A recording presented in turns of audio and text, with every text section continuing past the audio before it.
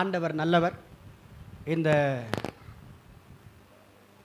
நேரத்தில் கர்த்தருடைய வார்த்தையை கேட்க போகிறோம். வசனத்தை ரொம்ப கவனமாக கேளுங்க.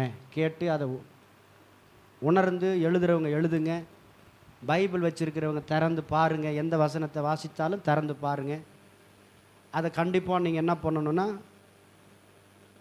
வீட்டில் போய் ஒரு முறை பார்க்கணும். வீட்டில் போய் நீங்கள் என்ன பண்ணணுன்னா, எப்போவுமே நீங்கள் நெகட்டிவை போய் பேசுகிறீங்க.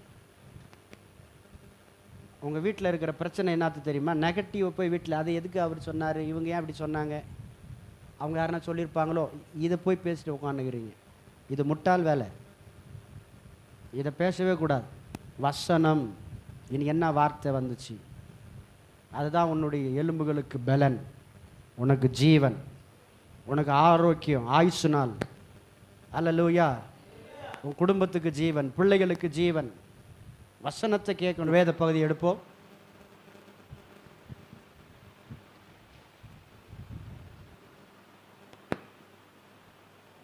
யோசுவா புத்தகத்திலிருந்து நாம் இந்த மாத வாக்குத்தத்தத்தை வாசித்து அதை தியானிக்க இருக்கிறோம். யோசுவா புத்தகம் 3ஆம் அதிகாரம் 7வது வசனம். எல்லாரும் சேர்ந்து வாசிங்க. எல்லாம் பக்கம் எடுத்துங்களேன். 272 சின்ன பிள்ளைங்கெல்லாம் அங்கே மேலே டிஸ்பிளேயில் தெரியும் பாருங்கள், நீங்கள் அதை படிக்கணும். யோசுவா 3ஆம் அதிகாரம் 7வது வசனம். எல்லாரும் சேர்ந்து வாசிங்க பார்க்கலாம்.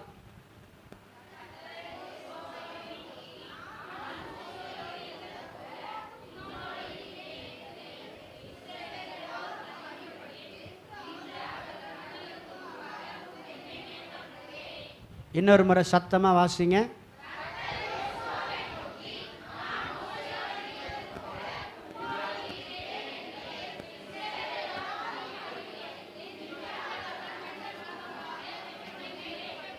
இன்னொரு முறை வாசிங்க.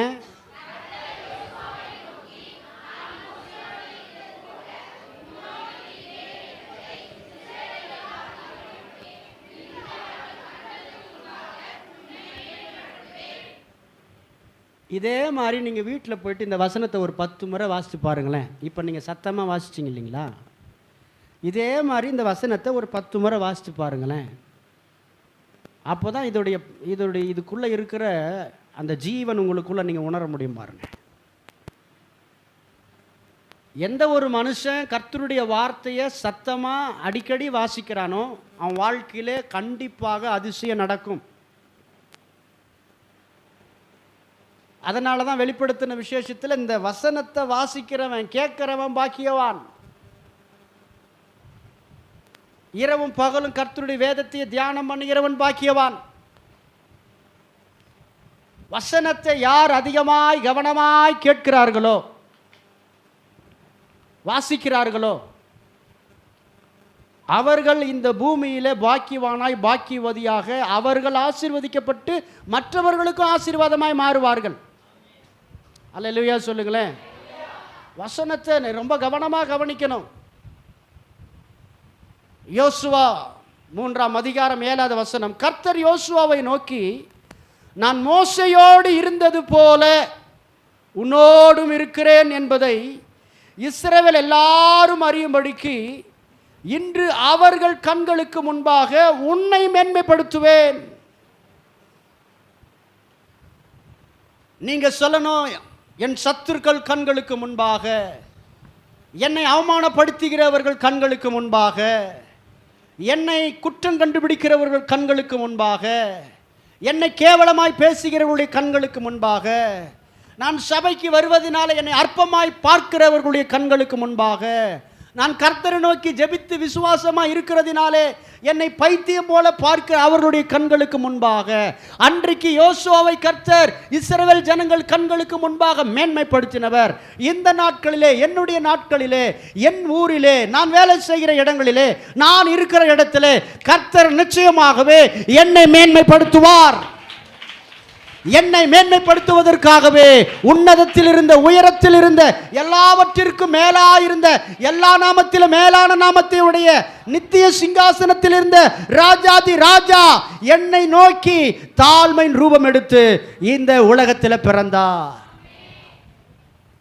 அவர் நிச்சயமாக என்னை வெட்கப்படுத்த விடமாட்டார், என்னை கையேந்த விடமாட்டார், என்னை தலை குனிய விடமாட்டார். குனிந்த தலையை உயர்த்தி என்னை ஆசீர்வதிப்பார். விசுவாசிங்க, என்னை கர்த்தர் நிச்சயம் மேன்மைப்படுத்துவார். மோசேயோடு இருந்தார், முற்பிதாக்களோடு கர்த்தர் இருந்தார், அவர்களை வழி நடத்தினார். அவர்களெல்லாம் இறந்து போய்விட்டார்கள், இன்றைக்கு தேவனுடைய ராஜ்யத்தில் இருக்கிறார்கள். ஆண்டவர் மோசேயை பார்த்து சொல்றார், யோசுவாவை பார்த்து சொல்றார். ஆண்டவர் யாரை பார்த்து சொல்கிறார்? யோசுவாவை பார்த்து சொல்றார். அப்பா, நான் மோசையோடு இருந்தனா, கைவிட்டனா, வழி நடத்தினா, அற்புதங்களை செய்தேன் அல்லவா, அதெல்லாம் நீ பார்த்த இல்லை. எந்த சூழ்நிலையும் நான் மோசையை விட்டுறல, உயர்த்தி வைத்தேன்ல, அநேக ஜனங்களுக்கு முன்பாக மேன்மைப்படுத்தி வைத்தேன் அல்லவா, அதே போல உன்னை நான் மேன்மைப்படுத்துவேன்ப்பா, நீ பயந்துராத. ஐயோ, இந்த ஜனங்களை எப்படி வழி நடத்த போறேன்? இது வணங்காத்த கழுத்துள்ள ஜனங்கள் ஆயிற்று. நான் இந்த ஜனங்களை வழி நடத்த முடியுமா? இந்த ஜனங்க நான் சொன்னா கேட்பாங்களா? நான் இருக்கிறத, உன் கூட இருக்கிறத மக்கள் பார்ப்பாங்க. நீ நினைக்கலாம், எப்படி இந்த குடும்பத்தை நடத்திட்டு போறேன், எப்படி இந்த குடும்பத்தை நான் காப்பாற்றி விட போறேன், இந்த பிள்ளைகளுக்கு எப்படி நல்ல காரியத்தை செய்து முடிக்க போறேன், எப்படி எனக்கு இருக்கிற இந்த கொஞ்சம் வருமானத்துக்கு வைத்து நான் எப்படி இதெல்லாம் செய்ய போறேன்னு எனக்கு தெரியலையே,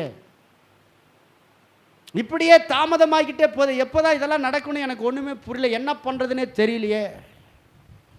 எப்படிப்பட்ட யோசனையில் இருந்தாலும் கவனிங்கள், ஆண்டவர் சொல்றார், நான் மோசையோடு கூட இருந்தேன், என்னை நம்பி வந்தான், நான் சொன்ன வார்த்தையை கேட்டு வந்தான். வனாந்தரத்தில் கைவிட்டனா விடலை, சத்துரு கையில் மாட்டி விட்டனா விடலை, எல்லாவற்றிலும் கூட இருந்து மேக ஸ்தம்பமாய் அக்னி ஸ்தம்பமாய் இருந்து அவர்களை வழி நடத்தின தேவன் நான் அல்லவா? உன்னை நான் கைவிட்டுருவேனா? உன் அழுகை அப்படியே பார்த்துட்டு சும்மா இருக்கிற ஒரு இருதை இல்லாத கல் நெஞ்சம் உள்ள கடவுளா நான் மோசையை வழி நடத்தினேன், யோசுவாவை வழி நடத்தினேன். நிச்சயமாக உன்னையும் உன் குடும்பத்தையும் நான் பாதுகாப்பேன், வழி நடத்துவேன், கைவிட மாட்டேன், உன்னை மேன்மைப்படுத்துவேன், உன் பிள்ளைகளை மேன்மைப்படுத்துவேன், உன்னுடைய வேலையில் உனக்கு உயர்வை தருவேன், உன்னுடைய வருமானத்தில் உயர்வை தருவேன், உன்னுடைய ஆஸ்தியை பெருக பண்ணுவேன், உன் பிள்ளைகளுடைய ஞானத்தை பெருக பண்ணுவேன், அவர்கள் படிக்கிற படிப்பில் மேன்மையை தருவேன், உன்னுடைய குடும்பத்தில் மேன்மை வரும், உன் தெருவிலேயே உன்னை நான் உயர்த்தி வைப்பேன். ஏனால் என்னால் நீ தெரிந்து கொள்ளப்பட்ட பிள்ளை, என் இரத்தத்தினால், என் வல்லமையினால், என் வார்த்தையினால், என் ஆவியினாலே நான் உன்னை மீட்டெடுத்திருக்கிறேன். என்னையே உனக்காக பலியாக கொடுத்து உன்னை பெயர் சொல்லி அழைத்து எனக்கு சொந்தமாய் உன்னை மாற்றியிருக்கிறேன். எந்த சூழ்நிலையிலும் நான் உன்னை வெட்கப்படுத்த விடவே மாட்டேன். எந்த சூழ்நிலை உன்னை வெட்கப்படுத்த விட மாட்டேன். உன் அற்புதமாக நான் நடத்துவேன், நிச்சயமாக நடத்துவேன், நிச்சயம் நடத்துவேன். வாழ்க்கையில் நான் கிரியை செய்வேன். சோர்ந்துடாத. அல்லேலூயா. வாழ்க்கையில் ரொம்ப நாளாக எதிர்பார்த்துட்டு இருக்கிறேன் பாஸ்டர், இந்த சூழ்நிலையெல்லாம் இருக்கு, என்ன பண்ணுறதுனே புரியல எனக்கு. நான் முடிஞ்ச வரைக்கும் ஜெபிக்கிறேன், முடிஞ்ச வரைக்கும் பிரயாசப்படுறேன், ஆனாலும் எல்லாமே தடையாகவே நிற்கிறது. என்னை சுற்றி இருக்கிறவர்கள்லாம் சபைக்கு போகிறார்கள், இவர்கள் இந்த நிலைமையில் இருக்கிறார்கள் என்று சொல்லுகிற அளவுக்கு தான் என் நிலைமை இருக்குது. எனக்கு என்ன பண்ணுறதுனே தெரில. சில நேரத்தில் கடவுளை வேண்டான்னு தோணுது, ஜெபம் வேண்டான்னு தோணுது. அந்த நிலைமையில் இங்கே யார் இருக்கிறீங்க எனக்கு தெரியல. கர்த்தர் சொல்றார், நிச்சயம் நீ இருக்கிற இடத்துல நான் உன்னை மேன்மைப்படுத்துவேன். உன் நம்பிக்கை விட்டுறாத. நம்பிக்கையை விட்டுறாத. நான் சொன்னா செய்கிற தேவன். நான் சொல்லியும் செய்யாதிருக்கிற ஒரு மனுஷன் அல்ல. சொன்னபடியே செய்வேன். என்னை நம்பி வந்தவர்களுக்கெல்லாம் என்னெல்லாம் சொன்னேனோ அதெல்லாம் செய்து முடித்தேன். உனக்கும் சில வாக்குத்தத்தங்களை நான் வைத்திருக்கிறேன், சில நன்மைகளை வைத்திருக்கிறேன். அது உன் கண் காணவில்லை. இப்பொழுது நீ காண்கிறதெல்லாம் பிரச்சனையாக இருக்கிறது, போராட்டங்களாக இருக்கிறது. அதையே பார்த்து சோர்ந்து போய் கொண்டிருக்கிறாய். ஆனால் நீ காண்கிறது எவ்வளவு உண்மையோ, நீ காணாத வைத்திருக்கிற ஆசீர்வாதங்களும் உண்மை. அது உன் வாழ்க்கையில் வெளிப்படும், உன் பிள்ளைகள் வாழ்க்கையில் வெளிப்படும், உன் குடும்பத்தில் வெளிப்படும். ஏற்ற நேரத்தில் அது நிச்சயமாய் வெளிப்படும். அல்லேலூயா. சத்தம் அல்லேலூயா சொல்லுங்க. அதுக்கு தான் கர்த்தர் யோசுவாவை அழைக்கும் போதே சொல்லிட்டாரு, அப்பா நீ ஒன்றை மட்டும் செய். நான் சொல்லுகிற இந்த வார்த்தைகள், மோசேனிடத்தில் சொன்ன வார்த்தைகள் எல்லாம் உன் வாயை விட்டு பிரியாமல் இருக்கணும்.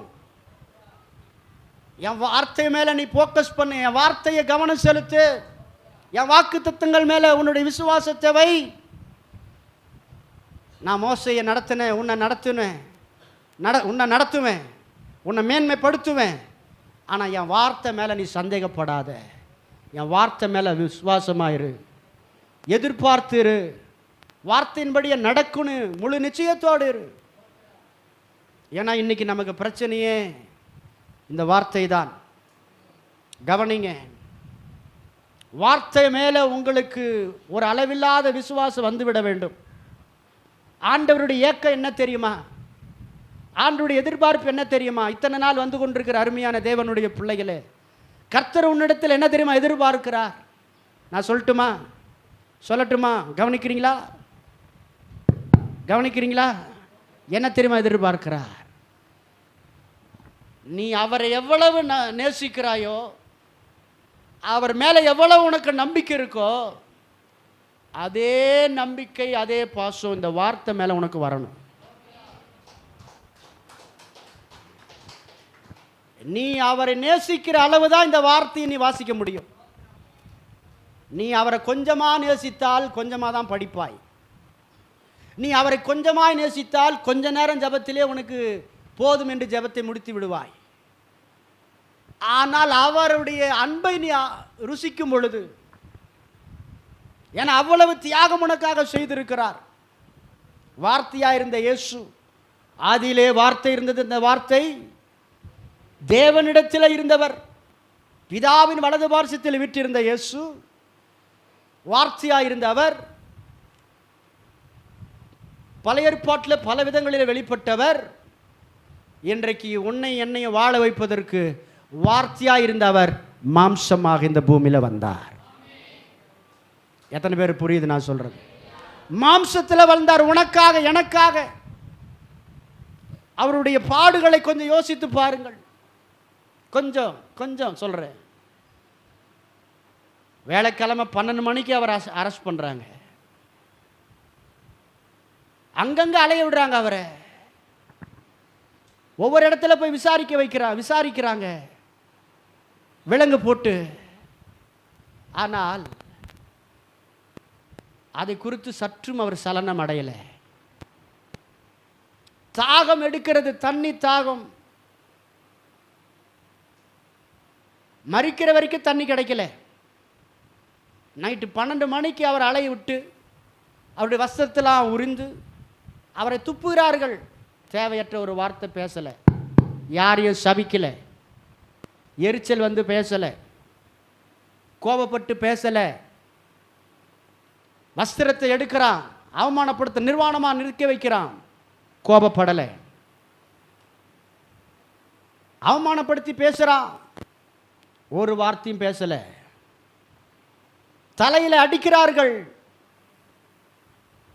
ஏன் இப்படி அடிக்கிறீங்கப்பா, நான் என்னப்பா செய்தேன் கேட்கல. சிலுவையில் ஒரு பகுதியை தூக்கிட்டு போக சொல்றாங்க. தாகம் ஒரு பக்கம், அடி உதைகள் இன்னொரு பக்கம், 39 அடி அடித்து ரத்தம் அப்படியே தன்னுடைய சரீரத்தில் எல்லா இடத்துலையும் ஒழுகி கொண்டிருக்கிறது. எங்கே பார்த்தாலும் சுற்றி எங்கே பார்த்தாலும் அவர் போட்டிருக்கிற வஸ்திரம் ஃபுல்லாக ரத்த கரை. காயங்கள், தண்ணி தாகம், அதிகமான தாகம். இப்போ விட்டா எல்லாரும் தண்ணி குடிப்பீங்க பாருங்க. இப்போ நீங்கள் கீழே போனதை தான் செய்வீங்க பாருங்க. எந்த காயமும் இல்லை, உட்காந்துட்டு இருக்கிற இந்த உஷ்ணத்துக்கு நமக்கு அவ்வளோன்னு தண்ணி கேட்குது. ஆனால் நல்லா கவனிங்க, அவ்வளோ வேதனைகளையும் தாங்கி கொண்டு ஒரு வார்த்தை யாரையும் சபிக்காம அந்த சிலுவையில் ஒரு பகுதியும் தூக்கிட்டு வரார். அவமானப்படுத்தி பேசுகிறான், அழுறாங்க சிலர் பரியாசம் பண்ணுறாங்க, சிலர் அவரை ஆடு மாடு அடித்து துரத்துவது போல பின்னால் இருந்து துரத்தி கொண்டு வரான், பேசி கொண்டு வரான், அடித்து கொண்டு வருகிறான். ஒரு வார்த்தை கூட இயேசு வாயை திறந்து என்னான்னு கேட்கல. சிலுவையில் 9 மணிக்கு அறைகிறார்கள், 3 மணி வரைக்கும் 6 மணி நேரம் ஒரு டிராப் தண்ணி கிடைக்கல. தண்ணி கேட்டார், தாகமாக இருக்கிறன்னு. கசப்பு கலந்த கொடுக்குறான், அதை குடிக்கவே முடியாது, வாயிலே வைக்க முடியாது. அவ்வளோ வேதனையோடு சிலுவையில் தொங்கி கொண்டிருக்கிறார். ஆனால் மனசார யாரையும் ஒரு வார்த்தை சொல்லி திட்டல. பக்கத்தில் இருக்கிற கள்ளன் சபிக்கிறான் எல்லாரையும். வழி தாங்க முடியாமல் கோபப்பட்டு பேசுவாங்க. ஒருத்தர்கிட்ட ஒருத்தர் அடிக்கும் போது வழி தாங்கலைன்னு அவங்க வாயை திறந்து என்ன பண்ணுவாங்க? உங்கள் வீட்டுக்காரர் உங்களை அடிக்கும் போதோ நீங்கள் வாயை திறந்து பேசுனீங்களா இல்லைங்களா? சொல்லுங்க. ஏதோ கோபத்தில் இருந்து அடிக்கும் போது என்ன பண்ணுறீங்க? வாயை திறந்து ஒன்று கை பேசும் திரும்பி, இல்லைன்னா வாயும். ஆமாம், சில நேரத்தில் தொடப்பு கட்டெல்லாம் பேசியிருக்கு பாருங்க. சில நேரத்தில் சாப்பாட்டில் குழம்பு கூட சரியாக ஊற்ற மாட்டோம். இந்த ஆளுக்கு வேறு இது வேறு தேவையா? சில அம்மாமாருங்க இருக்கிறாங்க, 1000 தான் இருந்தாலும், கல்லானாலும் புல்லானாலும் ஃபுல்லாக வந்தாலும் ஏன் புருஷன்னு சொல்லி கவனிப்பாங்க. அப்போ கூட அந்த ஆளுக்கு சொரணம் வராது பாருங்க, உணர்வு வராது. அப்படி பண்ணாலும் சில ஆட்கள் ஒரு வார்த்தையை பேசலைங்க, அமைதியாக இருக்கிறார். அந்த வலியெல்லாம் தாங்கிக்கிட்டு இருக்கிறார். அவ்வளோ தாகம், அவ்வளோ வலி, ரத்தெல்லாம் வடிஞ்சிட்டு இருக்கு. இவ்வளவும் எதுக்காக பொறுமையாக உனக்காக சகித்தார்? இவ்வளோ வலியும் இவ்வளோ வேதனையும் ஏன் சகித்தார்? அப்போ உன் மேலே அவருக்கு எவ்வளோ ஒரு வைராக்கியம் இருந்தா, உன்னை மீட்கணும், உன்னை பாதுகாக்கணும், உன்னை வாழ வைக்கணும். இத்தனாவது வருஷத்தில் என் பிள்ளையே இந்த ஊரில் இருக்கிறவங்க எனக்கு சொந்தமாய் மாறப்போகிறார்கள், இவரை நான் மீட்டெடுக்கணும், இவர்களை எனக்கு சொந்தமாக்க வேண்டும் என்பதற்காக இவ்வளவு வேதனைகளையும் இவ்வளவு வலிகளையும் இவ்வளவு பாடுகளையும் அவர் உனக்காக சகித்தார். இந்த அன்புக்கு நிகரான ஒரு அன்பு நீ சொல்லி பார்க்கலாம். சத்தியத்துக்கு எதிராக நின்று பிள்ளைகளுக்கு சப்போர்ட் பண்ணுறீங்க, சத்தியத்துக்கு எதிராக நின்று உங்கள் குடும்பத்துக்கு சப்போர்ட் பண்ணுறீங்க, தப்பு இல்லையா?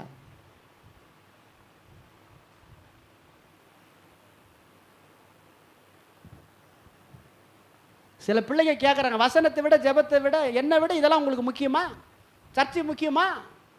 என்னை விட உனக்கு ஆராதனை முக்கியமான்னு கேட்ட ஆட்கள்லாம் இருக்கிறீங்க, எனக்கு தெரியாது.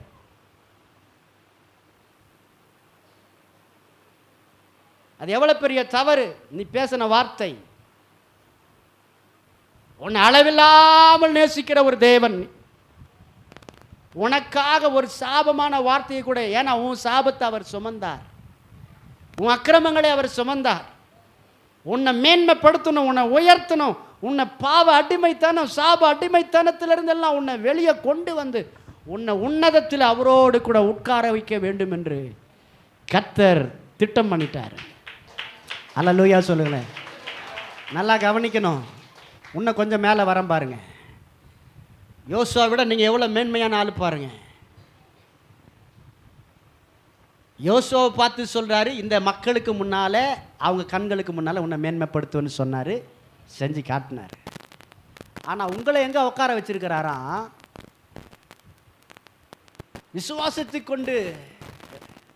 விசுவாசத்தினாலே, கிருபையை கொண்டு, விசுவாசத்தினாலே ரட்சிக்கப்பட்டிருக்கிற உங்களை உன்னதத்தில் அவரோடு கூட உட்கார வைத்திருக்கிறாராம். கரங்களை தட்டி ஆமென் சொல்லுங்க. யாருக்கு கிடைக்காத உயர்வை கர்த்தர் உனக்கு வச்சிருக்கிறார். மேன்மையை உனக்கு கொடுத்திருக்கிறார். அதை மறந்துடவே கூடாது, அதை மறக்கவே கூடாது. அப்படிப்பட்ட ஒரு தேவனை நீ ஆராதிக்கிறாய். அப்படிப்பட்ட ஒரு தேவன் உனக்கு ஸ்லாக்கியத்தை கொடுத்திருக்கிறார். இதை மறந்துடாதீங்க. அல்லேலூயா. சத்தம் அல்லேலூயா சொல்லுங்களேன். ஒரு எழுப்புதலுக்கு காரணமான ஒரு ஊழியக்காரரிடத்தில் நல்லா தேறின ஒரு நரம்பியல் நிபுணர் இல்லை, நிபுணர்.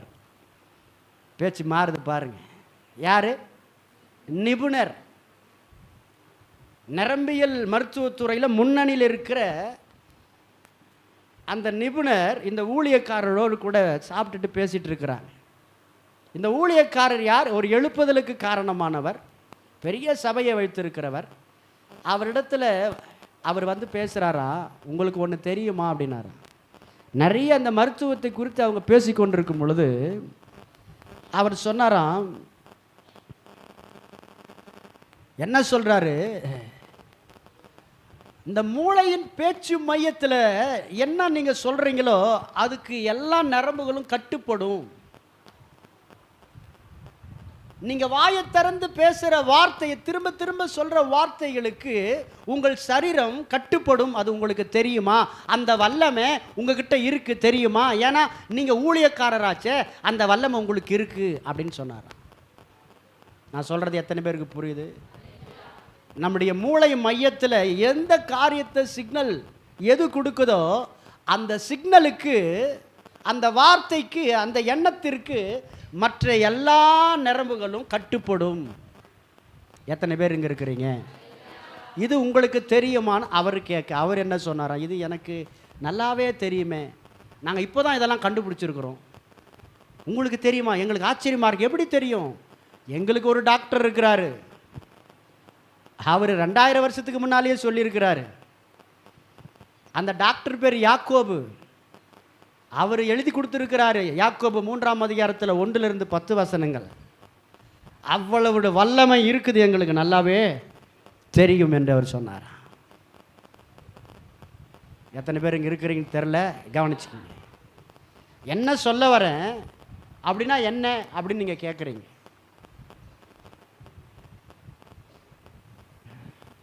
நீங்கள் பேசப்படுகிற ஒவ்வொரு வார்த்தையிலும் வல்லமை வெளிப்படுகிறது என்பதை நீங்கள் அறிந்து கொள்ள வேண்டும்.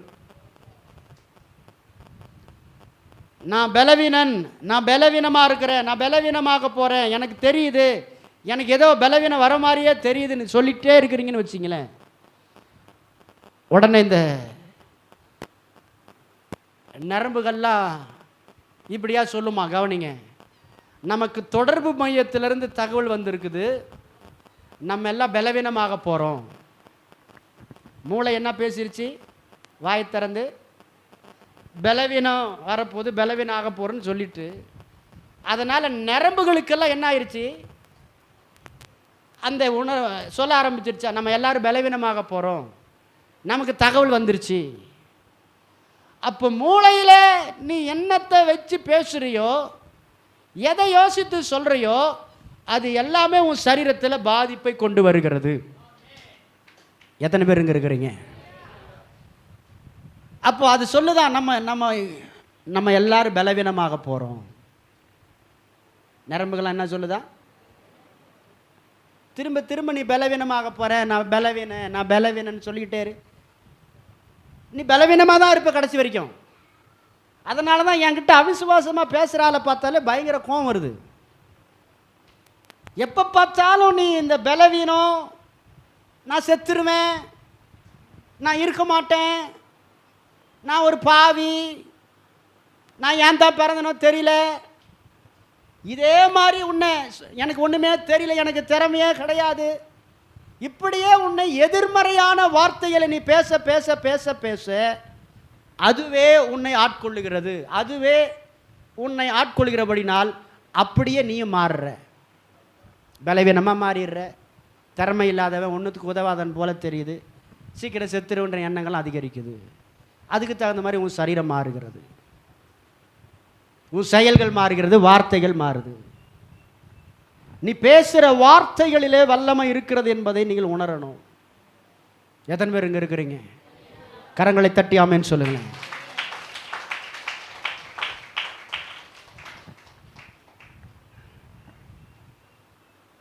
நீ எதை விரும்பி பேசுறியோ அதன் அடிப்படையில் உன் சரீரம் மாறுது. இப்போ பாருங்களேன், நீங்கள் சோர்வாக இருக்கிறீங்க, உங்களுக்கு பிரியமான ஆள் வந்து உற்சாகமாக 2 வார்த்தை ஃபோனில் பேசுனாங்கன்னு வச்சுங்க, என்ன ஆகுது?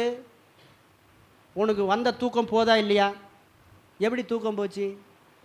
அதுக்கு முன்னால் வீட்டில் இருக்கிறவங்க பேசுனாங்க, சுமார் தூங்கிட்டு தானே இருக்கிறோம் அப்படின்னு சொன்ன அதே ஆள் இப்போ தூக்கம் வராமல் ஃபோனை நோண்டிட்டு இருக்கிற ஒய். அப்போ நீ எதை அங்கீகரித்த? உன்னுடைய மூளையில் எந்த வார்த்தை வந்து உன்னை தூண்டுச்சு? எந்த வார்த்தையை நீ ஏற்றுக்கொண்ட? அந்த வார்த்தை தான் இப்போ நரம்பில் புஷ் பண்ணி உன்னை என்ன பற்றி அந்த டயர்டை மாற்றி தூக்கத்தை கலைச்சிருச்சு. எத்தனை பேருக்கு புரியுதுன்னு தெரில. அல்லேலூயா சொல்லுங்களேன். கரங்களை தட்டி ஆமென். அப்போ நீ விரும்புகிற மாதிரி, நீ விரும்பி பேசுகிற மாதிரி தான் உன்னுடைய சரீரங்கள் மாறும், வார்த்தைகள் மாறும், செயல்கள். அதாவது உன் வார்த்தைகள் போல தான் உன் சரீர தோற்றங்கள், உன் செயல்கள் அமையும். வார்த்தை ரொம்ப முக்கியம். எல்லாரும் சொல்லுங்க, வார்த்தை ரொம்ப முக்கியம். இயேசு எங்கன்னா வீணான வார்த்தையை பேசி பார்த்துருக்கிறீங்களா? நல்லா கவனிங்க. இயேசு மாம்சத்தில் இருந்தாரா, ஆவியில் இருந்தாரா? பூமியில். எந்த மாம்சம்? உங்களுக்கு மாம்சம் இருக்குதா இல்லையா? எத்தனை பேர் மாம்சத்தில் இருக்கிறீங்க? கை தூக்குங்க பார்க்கலாம். அதுவே டவுட்டு, என்ன மாம்சன்ற? மாம்சனால இப்போ என்னான்னு தெரில. சிலருக்கு மாம்சனால என்னான்னு அதுக்கும் சொல்லணும். சரீரத்தில் இருக்கிறவங்களாம் அப்படின்னால சரீரனா என்ன இதுவும் தெரிய மாட்டேங்குது. சரி, இதை என்னான்னு தான் சொல்லலாம். உங்கள் பாஷையில் நீங்கள் என்னன்னு சொல்லுவீங்க? இது வந்து கைன்னு சொல்லுவோம். டோட்டலாக இது என்னன்னு தான் சொல்லுவீங்க, அதை சொல்லுங்களேன். உடம்பு. உடம்பு சரியில்லை, உடம்பு. வேற என்ன சொல்லுவீங்க? இந்த உடம்பைத்தான் சரீரன்னு சொல்கிறேன், மாம்சன்னு சொல்கிறேன். எத்தனை பேருக்கு புரியுது? அப்போ இந்த நீ இருக்கிற இதே உடம்புல தான், இதே உடம்பு மாதிரி தான் இயேசுவுக்கும். நாக்கெலாம் இருக்கா? உங்களுக்கு இருக்கா இல்லையா? நாக்கு இருக்கா? கண் இருக்கா? இதே மாதிரி தான் இயேசுக்கு இருந்தது. ஆனால் உங்களுக்கு இருக்கிற நாக்கு மாதிரி தான் அவருக்கு இருந்தது. உங்கள் நாக்கெல்லாம் என்ன கலரில் இருக்குது? அதெல்லாம் சொல்ல முடியாது. நாங்கள் சாப்பிட்றத வச்சு எங்கள் நாக்கு அடிக்கடி மாறுது. நாக்கு மாறுதா இல்லையா? சொல்லுங்க, மாறுதா இல்லையா? ஆமாம். எப்போல்லாம் மாறும்? நாகப்பழம் சீசன் வந்தால் நாகப்பழம் கலர் மாறுது. மாறுதா இல்லையா? அப்புறம் ஏதோ மஞ்சளாக சாப்பிட்றீங்க, மஞ்சளாக மாறுது. ஆனாலும் நல்லா கவனிங்க, உங்களுக்கு இருக்கிற அதே நாக்கு தான் யாருக்கு இருந்தது? இயேசுக்கு இருந்தது. அல்லேலூயா.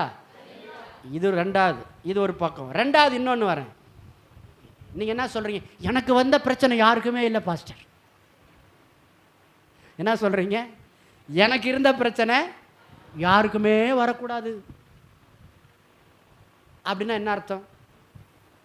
உலகத்திலேயே நீ தான் பெரிய பிரச்சனைக்குள்ளே உக்காந்துட்டு இருக்கிற மாதிரியும், உன்னை விட அந்த மாதிரி பிரச்சனை யாருக்குமே இல்லாத மாதிரியுமே பேசுகிறேன். ஆமாம் தானே? அதான அர்த்தம். இப்போ இயேசுநாதர் காலத்தில் பிரச்சனை இருந்துச்சா இல்லையா? அவருக்கு பிரச்சனை இருந்துச்சா இல்லையா? உங்களை எத்தனை பேர் உங்களை பார்த்து பிசாசுன்னு சொல்லிக்கிறாங்க, சாத்தான்னு சொல்லியிருக்கிறாங்க? கை தூக்குங்க. நீயே சொல்லிக்கிற என்ன?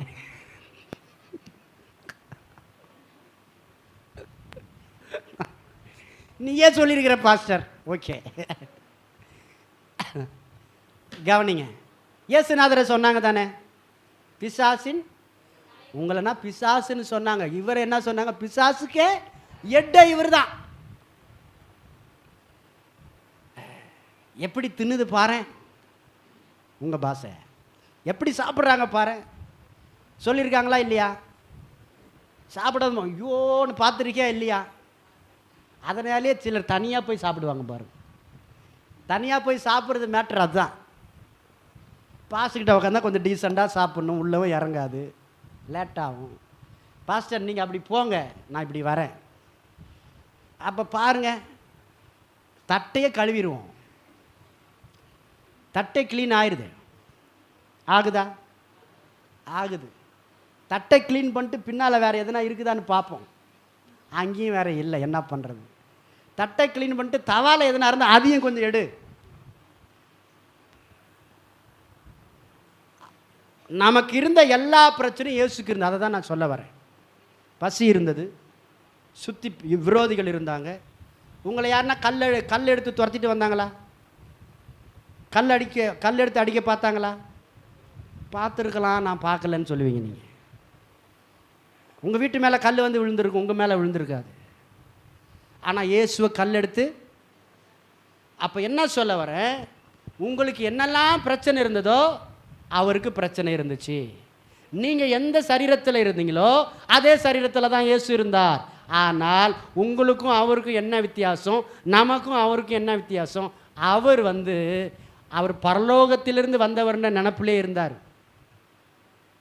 நீங்கள் ராமசாமி பிள்ளன் மாதிரியே நினைக்கிற, நான் குப்பமாக்கு பிறந்த சுப்பண்ண மாதிரியே நினச்சின்னு உட்காந்துக்கிறேன். நான் ஒரு ஏழன் மாதிரியே பார்க்குற உன்னை, நான் ஒரு பரதேசி, நான் ஒரு படிக்காத ஆளுனே பார்த்துட்ருக்கிற உன்னை, எனக்கு ஒன்றுமே தெரிலனே பார்த்துட்ருக்கிறேன்.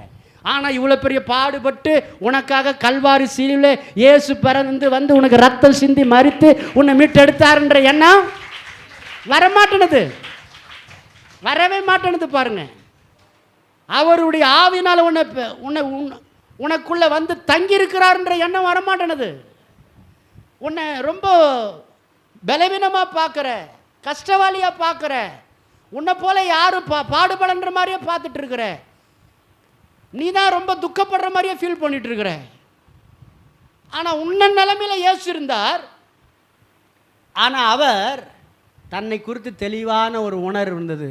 நான் உன்னதத்திலிருந்து அனுப்பப்பட்டவன், தேவ ஆவியை உடையவன், தேவனுடைய குமாரன், எனக்கு அதிகாரம் இருக்கிறது, எனக்கு வல்லமை இருக்கிறது. நான் இந்த பூமிக்குரியவன் அல்ல, நான் இந்த உலகத்துக்குரியவன் அல்ல. இந்த உலகத்தில் பார்க்கிற காரியங்களை வைத்து என்னை நான் கணக்கு போட அழைக்கப்பட்டவன் அல்ல. இதையெல்லாம் நான் மேற்கொள்கிறவன், நான் ஜெயிக்கிறவன், நான் இயற்கையை மேற்கொள்கிறவன் என்ற இருதயம் எல்லாம் இயேசுவுக்கு நன்றாகவே இருந்தது. அல்லேலூயா. ஆனால் இங்கே சொல்லும் போது தான் எனக்குள்ள இருக்கிறவர் பெரியவர். அல்லேலூயா, அல்லேலூயா. இங்கே மட்டும்தான் இந்த அல்லேலூயா. வெளியே போனது, பாஸ்டர் எனக்கு யார் இருக்கிறாங்க பாஸ்டர்? என் கதை உங்களுக்கு தெரியுமா? எதுனா ஒரு வார்த்தை விசாரிக்கிறதுக்கு இந்த ஒரு ஆள் கிடக்கிறான் பாரு, எவெல்லாம் ஒரு மனுஷனு கல்யாணம் பண்ணி வச்சுக்கிறேன் பாஸ்டர், என்னான்னு கூட கேட்க மாட்டேன்றான் பாஸ்டர். நான் ஏன் தான் பிறந்தனே தெரில. எப்போ? உனக்குள்ளே இருக்கிறவர் பெரியவர், அல்லேலூயா சொல்லுன்னு சொன்ன பாருங்க. இதை சொல்லிட்டு போய் அடுத்த 3 நாள் பொறுத்து இந்த கதை வருது. நான் சொல்கிறது புரிஞ்சிருச்சுன்னு நினைக்கிறேன்.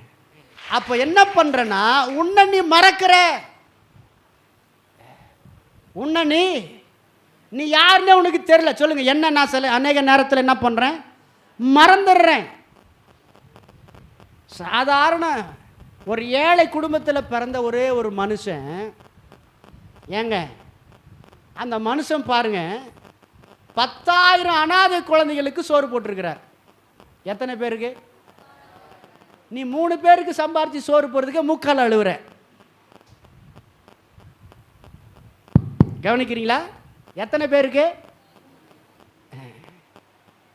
எக்ஸ்ட்ரா 2 ஆள் வீட்டுக்கு வந்துட்டானா உன் கண்ணு மூஞ்செல்லாம் முழிக்கு, திருன்னு முழிக்குது. இது எப்போ போகும்? வரும்போது கையில் எதனா முடிச்சோட வந்துச்சுன்னா கொஞ்சம் அட்ஜஸ்ட் பண்ணிக்கிறேன், பரவாயில்ல, ஏதோ கொஞ்சம் வந்துக்குது கையில். வந்தாலும் சும்மா வந்துட்டாங்கன்னு வச்சுங்களேன், இது எப்போ போகும்? இதுக்கு வேற ஆக்கி போடணுமா? இதுக்கு வேற சமைச்சு போடணுமா? என்ன வருதா இல்லையா? வரலன்னா சொல்லக்கூடாது, நான் ஒத்துக்க மாட்டேன். உங்களை பற்றி எனக்கு தெரியும். நானே 3 நாள் உங்கள் வீட்டில் இருந்தேன்னா ஃபஸ்ட்டு நாள் நல்ல தடப்படலாம் இருக்கும், 2வது நாள் கொஞ்சம் குறையும், 3வது நாள் பாஸ்டர் உட்காந்து தான் இருக்கிற, அதை கொஞ்சம் எடுத்து கொடுங்களேன்.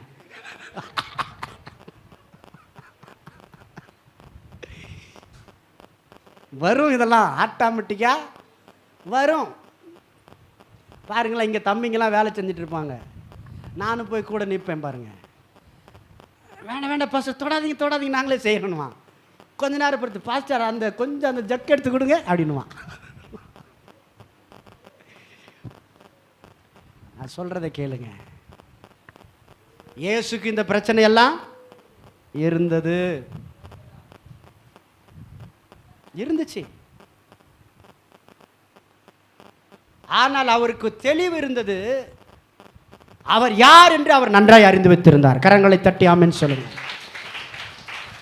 உங்ககிட்ட நான் அதை தான் பேசிட்டு இருக்கிறேன். நீ யாருன்னு அறிந்து கொள்ள. நீ வந்து கையேந்திர ஆள் கிடையாது. நான் சொன்ன பாருங்க, ஒரே ஒரு ஆள் 10,000 அனாதை பிள்ளைகளை வளர்த்திருக்கிறார். அவர் பேர் ஜார்ஜ் முல்லர். அவர் சொல்றாரு, ஜார்ஜ் முல்லர் என் பிள்ளைகளுக்கு ஒருவேளை சோறு வேண்டும் என்று யாரிடத்திலும் போய் என்ன பண்ணதில்லை, கையேந்தினதில்லை. அதுக்கு காரணம் என்ன தெரியுங்களா? அதுக்கு காரணம் நான் சொல்லட்டுங்களா? நீங்க கையேந்தாததுக்கு நான் யாருக்கிட்டையும் கையேந்த கூடாதுன்னு யாரெல்லாம் விரும்புறீங்க? நல்லா கையை தூக்குங்க. கை கீழே போடுங்க. எதுவும் சொல்ல மாட்டேன், பயப்படாதீங்க. அவர் என்ன தெரியுமா பண்ணியிருக்கார்? முழங்காலிலே 100 முறை பைபிள் படிச்சிருக்கிறார். முழங்காலிலே நின்று 100 முறை. டெய்லி 100 ரூபாய் தெரியா, நான் ஒரு முறை ஒரு மணி நேரம் முழங்கால் போடுறேன், அது நம்ம செஞ்சிருவோம். ஆனால் வேதத்தை நான் படிக்கணும், என் தேவனை நான் அறிந்து கொள்ளணும், என் தேவன் எனக்காக வைத்திருக்கிற நன்மைகளை நான் அறியணும் என்பதற்காக அவர் 100 முறை முழங்கால் போட்டு படிச்சிருக்கிறார். பைபிளை முடிச்சிருக்கிறார், படித்து முடித்திருக்கிறார். 100 முறை இந்த மாதிரி சேர்ஸில் உட்காந்து படித்து முடிச்சிருக்கிறார். எத்தனை முறை? 22 முறையா? 200 முறை சொல்லுங்க. 200 200 டைம்ஸ் இத்தனை முறை படிச்சிருக்கிறார். பாருங்க, காலையில் எழும்பி பைபிளை திறந்து வச்சுக்கிட்டு முழங்கால் படிட்டு அந்த வசனத்தை தன்னுடைய உணர்வோடு கூட ஜெபம் பண்ணி அதை கவனிப்பாராம். பாருங்க, 3 மணி நேரம் ஒரு நாளைக்கு. எத்தனை மணி நேரம்? நான் ஒரு நாளைக்கு 3 மணி நேரம் ஜெபம் பண்ணுறேன் அப்படின்றவங்களாம் கை தூங்க பார்க்கலாம். இல்லை, அப்புறம் எப்படி உன் குடும்பத்துக்கு நீ சோறு போடுவே? என்ன கவனிங்க, நான் சுருக்கமாக சொல்கிறேன் பாருங்க. 3 மணி நேரம் ஜெபிக்கிற ஒரு மனுஷன், அவர் மூலமா அநேக வேதாகமம் அச்சடிக்கப்பட்டு அநேகருக்கு இலவசமாய் கொடுக்கப்பட்டிருக்கு. அநேக மிஷனரிகளை தாங்கி இருக்கிறார்.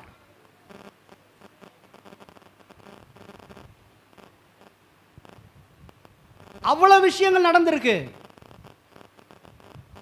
அநேக மிஷனரிகளுக்கு தாங்கி அவ்வளவு காரியங்களை செய்து இந்த பிள்ளைகளையும் பராமரித்திருக்கிறார். ஒரு சாதாரண ஒரு ஏழை மனிதன் எப்படிங்க? அவர் சொல்றாரு, கடன் வாங்குறனா நீ தேவனுடைய எல்லையை வாசலை விட்டு தாண்டி போறன்றார். அப்ப எந்த அளவுக்கு கடவுள் மேல எப்படி இந்த விசுவாசம் வந்தது? நமக்கு ஏன் இதெல்லாம் ஆச்சரியமா தெரியுது? இதை ஏன் நமக்கு இதெல்லாம் பெருசா தெரியுது? இதெல்லாம் எப்படின்னு தெரியுது? ஏன்னா அவங்க கடவுள் விஷயத்துல ரொம்ப நேரம் செலவு பண்றாங்க. நீங்க உங்க சொந்த விஷயத்துல நிறைய நேரம் செலவு பண்றீங்க. அந்த கடவுள் விஷயத்துல அவங்க நேரம் செலவு பண்றதுனால தன்னை குறித்து தெளிவு இருக்கு. நான் யார் தெரியுமா? நான் தேவனால் அனுப்பப்பட்டவன், தேவனுடைய ஆலயம், தேவனுடைய ஆவியை உடையவனா இருக்கிறேன், என்கிட்ட அதிகாரம் இருக்குது, நான் சொன்னா நடக்குன்ற நம்பிக்கை இருக்கு. நான் சொன்னா நடக்கணும் நம்பிக்கை இருக்கு. அப்படிப்பட்டவங்களா அவங்க இருந்தாங்க பாருங்க. எத்தனை பேர் இங்க இருக்கிறீங்க? கரங்களை தட்டி ஆமென் சொல்லுங்களேன்.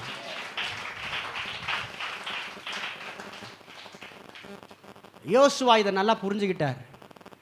வார்த்தையில் வல்லமையை புரிஞ்சுக்கிட்டார் பாருங்க யோசுவா. 6ஆம் அதிகாரம் 10வது வசனத்தில் பாருங்கள் அவர் என்ன சொல்றாரு. யோசுவா 6ஆம் அதிகாரம் 10வது வசனம் என்ன? யோசுவா ஜனங்களை நோக்கி என்ன சொல்றாரு? நான் சொல்ற நாள் வரைக்கும் நீங்க ஆர்ப்பரிக்க கூடாது, வாயில சத்தம் போடக்கூடாது. ஐயா, ஒரு வார்த்தை கூட வெளியே வரக்கூடாது. நான் எப்போ சொல்றேனோ அப்பதான் நீ செய்யணும். ஆர்ப்பரின்னு சொல்ற வரைக்கும் செய்யாத. 7 நாள் சுமார். எத்தனை நாள் சொல்லுங்க? 7 நாள். அல்லேலூயா சொல்லுங்களேன். அப்ப 7னா என்ன அர்த்தம்? பூரணமான கீழ்ப்படிதல். என்ன கீழ்ப்படிதல் சொல்லுங்க? நீங்கள் காலையில் 6 மணிலேருந்து சாயந்தரம் 6 மணி வரைக்கும் பேசாமல் இருங்கன்னு உங்களுக்கு நான் சொல்கிறேன். இந்த நாள் கர்த்தருடைய நாள், உபவாச நாள். காலையில் 6 மணிலேருந்து சாயந்தரம் 6 மணி வரைக்கும் நீங்கள் ஒரு வார்த்தை பேசாதிருப்பீர்களாக அப்படின்றேன். நீங்கள் எல்லாம் வீட்டில் உட்காந்துக்கிறீங்க, ஃபோன் வருது, சொந்தக்கார் வராங்க,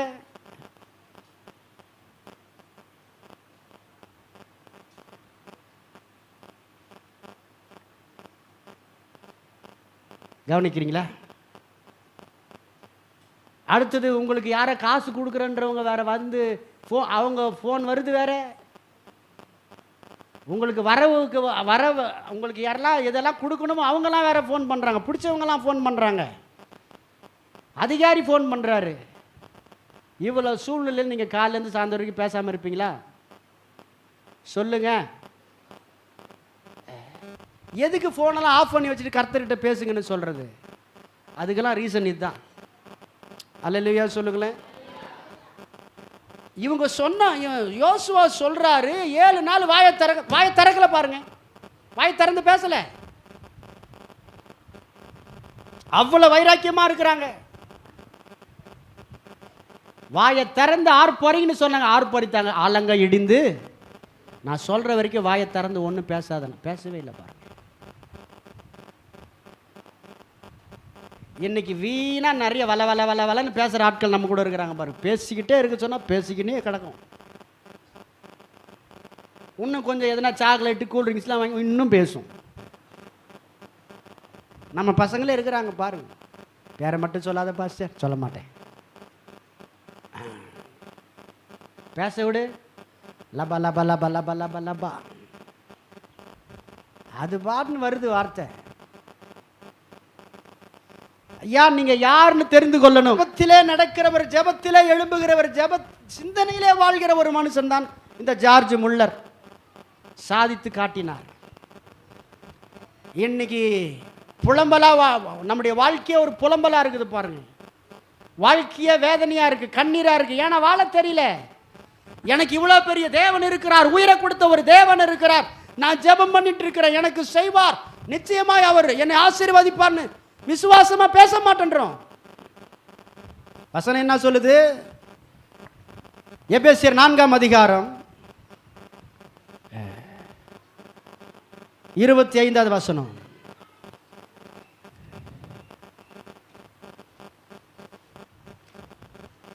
எபேசியர் 4:25 பாருங்க.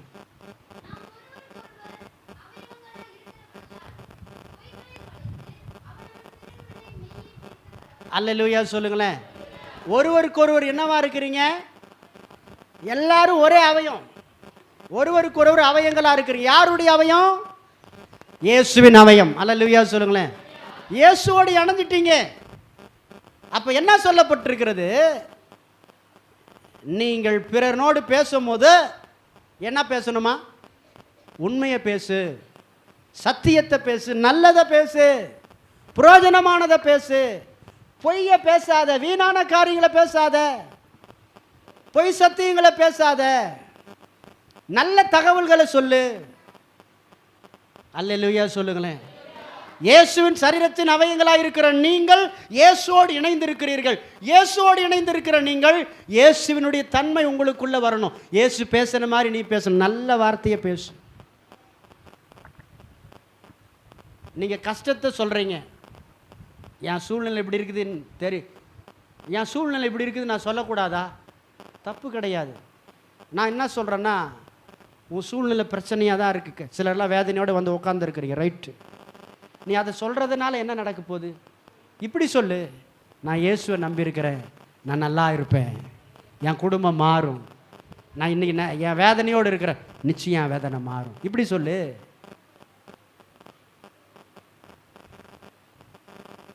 அப்படி சொல்லுங்கன்ற நல்ல வார்த்தையை பேசுங்க. மற்றவங்களுக்கு ஆறுதலாக சொல்லுங்க. இயேசு பற்றி நல்லது சொல்லுங்க. நீ கவலைப்படாத, உனக்கு கர்த்தர் இப்படி செய்வார்னு சொல்லுங்க. நிச்சயமாக மாற்றத்தை கர்த்தர் தருவார். நீங்கள் பேச்சில் மாறணும். பக்கத்தில் பாவம், நீ பேசுகிற பேச்சில் மாறு. பேச்சு மாறணும். ஆமேன்னு சொல்லுங்க. நீ பேச்சு மாறினாதான் உன் வாழ்க்கை மாறும். ஜீவனை பேசுனா ஜீவன் வெளிப்படும்.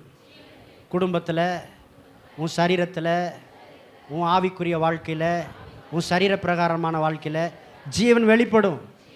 நீ மரணத்தை பேசுனா கண்ணீர், வேதனை, அழுகை, போராட்டம் இதெல்லாம் வரும்.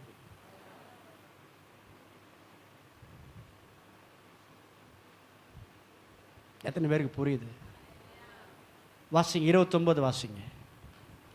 அதே அதிகாரம் எபேசியர் 4:29. கெட்ட வார்த்தை ஒன்று உங்கள் வாயிலிருந்து புறப்பட வேண்டாம். பக்தி விருத்திக்கு ஏதுவான நல்ல வார்த்தைகள் உண்டானால் அதையே கேட்கிறவர்களுக்கு பிரயோஜனம் உண்டாகும்படி பேசுங்கள். எதை பேசக்கூடாது? கெட்ட வார்த்தை. எல்லாரும் சொல்லுங்க, சின்ன பிள்ளைங்களாம் சொல்லுங்க, எதை பேசக்கூடாது? கெட்ட வார்த்தைனா என்ன? இதெல்லாம் உனக்கு சொல்லித்தரணுமா பாஸ்டர்? தெரியாதா? கேட்கிறவர்களுக்கு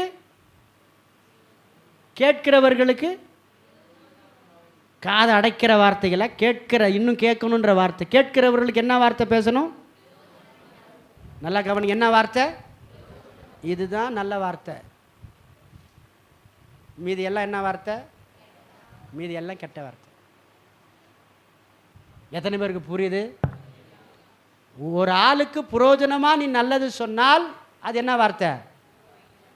அதுதான் நல்ல வார்த்தை, புரோஜனமான வார்த்தை. நீ புரோஜனம் இல்லாத வார்த்தையை சொல்கிற எல்லா வார்த்தைகளுமே, நீங்கள் சொல்கிற நினைக்கிற கெட்ட வார்த்தை மாத்திரம் கெட்ட வார்த்தை இல்லை, அது கெட்ட வார்த்தை. இன்னும் கெட்ட வார்த்தைனா என்னன்னா, யாருக்கும் புரோஜனம் இல்லாமல் பேசிட்டு உட்காந்துட்டு இருக்கிறியே, உன் சிந்தனை கெடுக்கிற இச்சையான வார்த்தையை பேசுகிறல்ல, உன் சிந்தனையிலேயே நீ பேசுகிற. சில நேரத்தில் எதில் பேசுகிற? வாலிபர்கள் அதிகமாக எதில் பேசுவாங்க? சிந்தனையில், இச்சையில் பேசுவான். வாலிப பிள்ளைகள் எதில் பேசுவாங்க? சிந்தனையில். அதில் வரும், ஆட்டோமேட்டிக்காக வரும். அது அந்த பார்வை, அந்த சிந்தனை பேச்சில் தான் இந்த பார்வை காட்டும். பாருங்க, இந்த பார்வையை பார்த்தது இது என்ன பார்வைன்னு உனக்கு பார்க்க தெரியணும். பிள்ளைங்க உங்ககிட்ட பேசும்போது அது என்ன பார்வைன்னு பார்க்க தெரியணும். எத்தனை பேர் இங்கே இருக்கிறீங்க? பிரயோஜனமான வார்த்தைகளை பேசு. டக்குன்னு முடிச்சிருவோம். அடுத்தது வாங்க, கொலோசியர் 3:17 வாசிங்க. பொய்களை களைத்து மற்றவர்கள் கேட்கத்தக்கதாக நல்ல வார்த்தைகளை பேசணும், கெட்ட வார்த்தைகளை பேசக்கூடாது.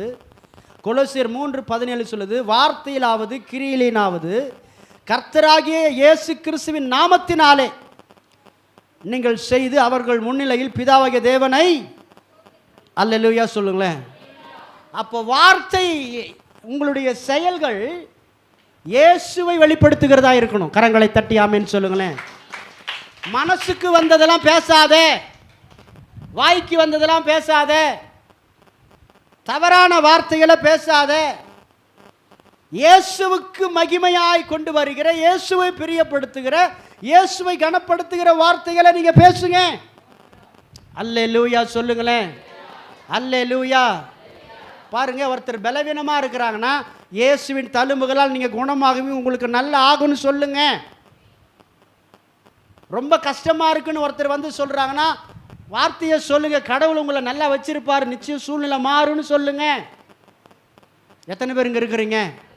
சத்தம் அல்லேலூயா சொல்லுங்களேன். உன்னை பத்தி எப்படி இருக்கிறனா, நான் நல்லா இருக்கிற ஆண்டவர் என்னை கைவிடலைன்னு சொல்லுங்க. கஷ்டத்தை இன்னொரு ஆள்கிட்ட அவிசுவாசமாக பேசாத. எதை பேசாத? அவிசுவாசத்தை பேசாத. நல்ல வார்த்தையை பேசு.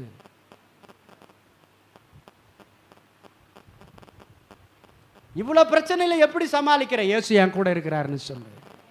எப்படி வாழ போற? இயேசு என்ன நடத்துவார்னு சொல்லு.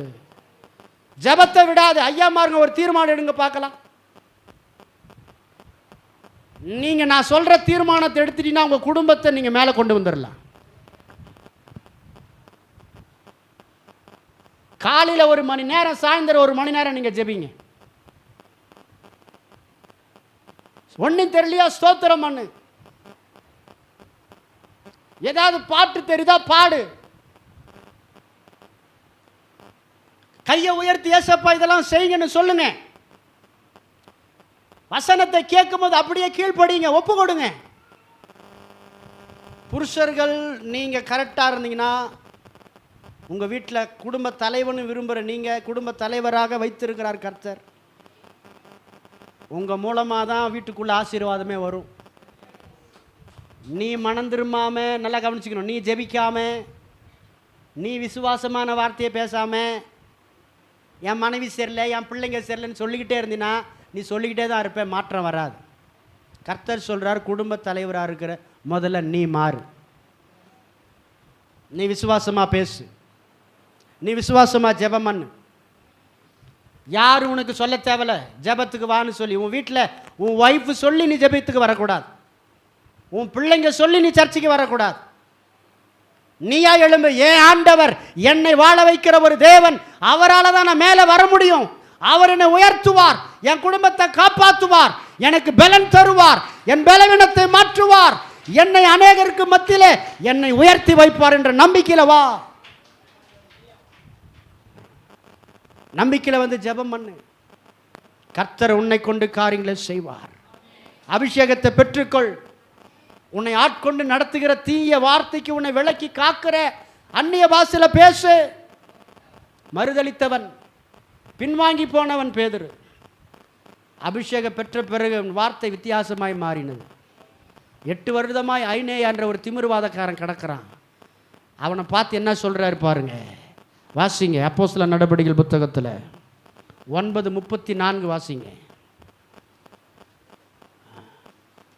அப்போஸ்தலர் 9:34.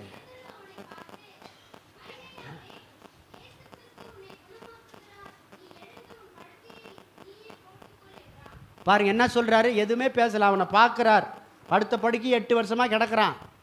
அவனை பார்த்து பேரை சொல்லி சொல்றாரு, ஐனேயாவே, ஆண்டவர் உன்னை சுகமாக்குகிறார். யாரு? எந்த ஆண்டவர்? இயேசு கிறிஸ்து. அல்லேலூயா. உன்னை சுகமாக்குகிறார்.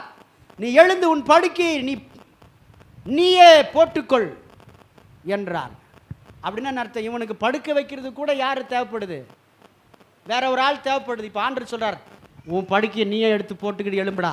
அந்த அளவுக்கு நீ மாறிட்ட. இயேசு உன்னை சுகமாக்குறார். யார் சொன்னது? அவிசுவாசமா பேசிக்கொண்டிருந்த மறுதளிக்க மாட்டேன் மறுதளிச்ச பேதுரு எப்படி பேசுறாரு பாருங்க. பேச்சு மாறிடுச்சா? சொல்லுங்க, பேச்சு மாறிடுச்சா? நம்ம பேச்சு எங்க மாறல?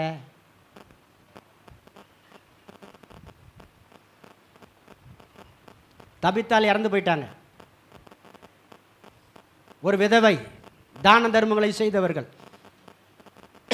அங்க போய் என்ன பண்றாரு பாருங்க. 40வது வசனம். இங்க பாருங்க. பேதுரு எல்லாரையும் வெளியே போக செய்து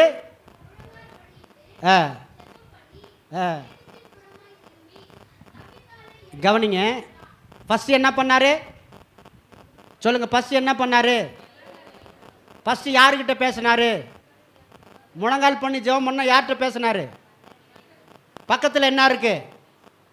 டெட் பாடி இருக்கு. யார் இருக்காங்க சுத்தி? ஜனங்க வெளியே அனுப்பிட்டார்ல, அப்புறம் எப்படி ஜனங்க இருக்காங்கன்றீங்க? சொல்லுங்க. எல்லாரையும் வெளியே போக செய்துட்டார். அப்ப யாருமே இல்லை. கவனிக்கணும், அதை கவனிக்கணும். யார் மட்டும் இருக்கிறது? பக்கத்தில் பாடி மட்டும் இருக்கு, பணம் மட்டும் இருக்கு. செத்து போன ஒரு சடலம். இவர் என்ன பண்றாரு? யார்கிட்ட பேசுறாரு சொல்லுங்க? யார்கிட்டங்க பேசுறாரு? ஜெபம் பண்ணா யார்கிட்ட பேசுறாரு? இயேசுகிட்ட பேசுறார். சத்தமா இல்லையா சொல்லுங்க? இயேசுகிட்ட பேசினாரா? பேசினாரா? உன் பக்கத்தில் எவ்வளோ செத்து போன வாழ்க்கை உன் குடும்பத்தில் இருந்தாலும் சரி, நீ ஜெபிக்கிற ஆளாக இருந்தால் உயிர்ப்பிக்கலாம். அல்லேலூயா. என் பிள்ளை என்னாலே திருத்தவே முடியல, அடங்க மாட்டேன்றான். என் வீட்டில் மாற்றமே வரல, ரொம்ப மோசமாக இருக்குது, வர வர மோசமாக போயிட்டு இருக்குது பிரச்சனை. ஒரே ஒரு வழி தான், இயேசு பக்கமாக திரும்பி அவரை பார், விசுவாசமாக ஜெபம் பண்ணு. ஜெபம் பண்ணாரா? ஜெபம் பண்ண பிறகு இவருக்கு ஆண்டவர் பேச ஆரம்பிச்சிட்டார். உள்ள பேசியிருக்கிறார். பேசாமல் இவர் எந்த பக்கம் திரும்பி இருக்க முடியாது. ஆன்சர் கொடுக்காம ஆண்டவர் பாடி பக்கம் பேதர் திரும்பி இருக்க முடியாது. உள்ள பேசிட்டாரு. என்ன பேசிட்டாரு? இன்னும் இந்த அம்மா இன்னும் கொஞ்ச நாள் வாழணும், நீ உன் வேலையை செய்யிட்டார். உனக்குள்ள நான் இருக்கிற என் வல்லம் இருக்குல்ல, பேசுன்னு சொன்னார். இவர் பேசினாரா? என்ன பேசினாரு? தபித்தாலே எழுந்துரு சொல்லுங்க. பேசினாரா? பேசினாரா? வாயை தரங்களேன், சத்தமா சொல்லுங்க. திமிர்வாதக்காரன்ட்ட பேசினாரா? பேசினாரா இல்லையா? பேசினதுனால என்ன நடந்தது? என்ன பேசினாரோ அது நடந்தது. கரங்களை தட்டி ஆமென் சொல்லுங்க. நீ என்ன பேசுறியோ அதான் நடக்கும். செத்துட்டான், இதோட அவன் பிழைக்கவே மாட்டான், அவ்வளோதான், கை கால் விழுந்து போச்சு, நடக்கவே மாட்டான்னா நடக்க மாட்டான். இயேசு கிறிஸ்து நாமத்தினால நீ நடப்பேன்னு சொல்லி பாருங்க, சொல்லிக்கிட்டே இருங்க, அவன் நடப்பான். நீ பேச்சை மாற்றணும். ஆளுக்கு ஏற்ற மாதிரி பேச்சை மாற்றி பேச சொல்லலை நான். நீ எப்பொழுதுமே விசுவாசமாக பேசணும். எப்பொழுதுமே எப்படி பேசணும்? விசுவாசமாக பேசு. பணம் மதிப்பிட்டு பேசாத, உன் வருமானத்தை மதிப்பிட்டு பேசாத, உன் குடும்பத்தை மதிப்பிட்டு பேசாத. உன்னை நீ யாருன்னு பார். உனக்குள்ள இருக்கிற தேவன் பெரியவர், இயேசு உன்னோடு கூட இருக்கிறார் நினைச்சு பேசு. அல்லேலூயா சொல்லுங்களேன். கரங்களை தட்டி ஆமென்.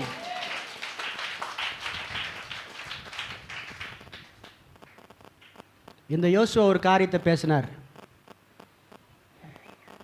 சூரியனை பார்த்து பேசினார். யாரை பார்த்து பேசினார்? அடுத்தது யாரை பார்த்து பேசினார்? சந்திரனை பார்த்து பேசினார். அதுக்கு முன்னால் யார்கிட்ட பேசினார்? வாசிங்க. யோசுவா 10ஆம் அதிகாரம் 12வது வசனம்.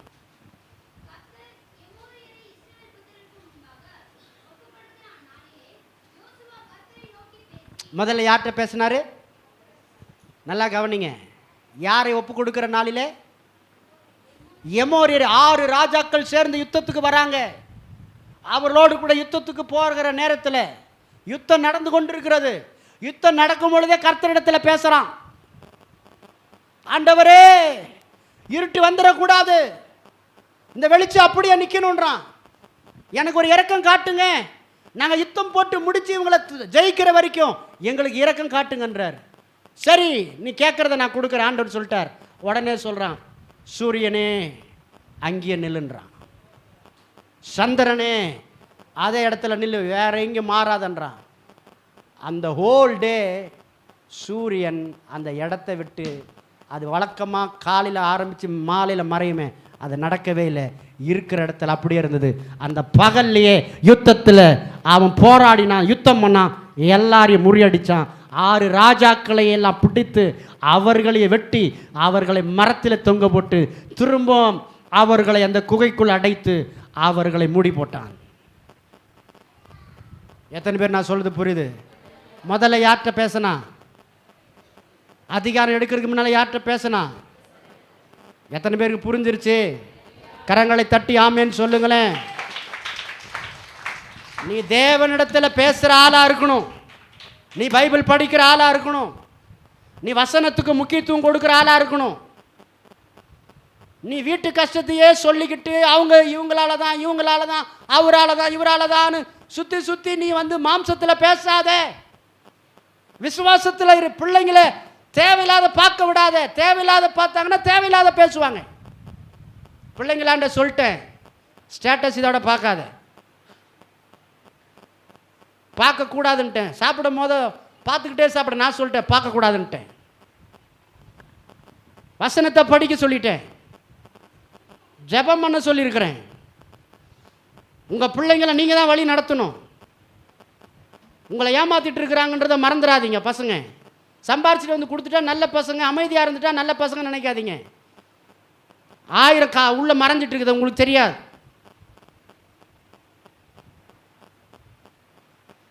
அவங்க பைபிளை திறந்த மனசார வாசிக்கிறானா பாருங்க, அவனுடைய முழங்கால முடங்குதான் பாருங்க, நீ பேசும்போது அவன் பார்வையில் உண்மை தெரியுதான்னு பாரு, கவனம் பண்ணு, அவனுக்காக தனியாக உபாசம் பண்ணி ஜெபம் பண்ணு.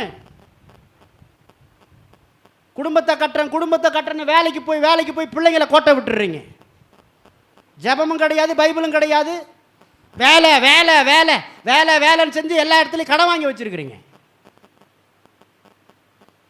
நீ என்னைக்கு வந்து தேவன் தான் எனக்கு முக்கியம், என் தேவனால தான் ஆசீர்வதிக்க முடியும், என் தேவனால தான் என் குடும்பத்தை வீட்டை தொழிலை நான் கட்ட முடியும், பிள்ளைகளை கட்ட முடியும்னு நீ எப்போ உணர்ந்து விசுவாசத்தோடு கர்த்தருடைய சமூகத்தில் எழுப்பி நீ ஜெபிக்கிறாயோ அப்பொழுது தான் நீ உன் குடும்பத்தை உயரத்தில் கொண்டு வந்து நிறுத்த முடியும். மாற்று வழி கிடையாது, மாற்று வழி இல்லை. நீங்க பேச்சை மாற்றணும்.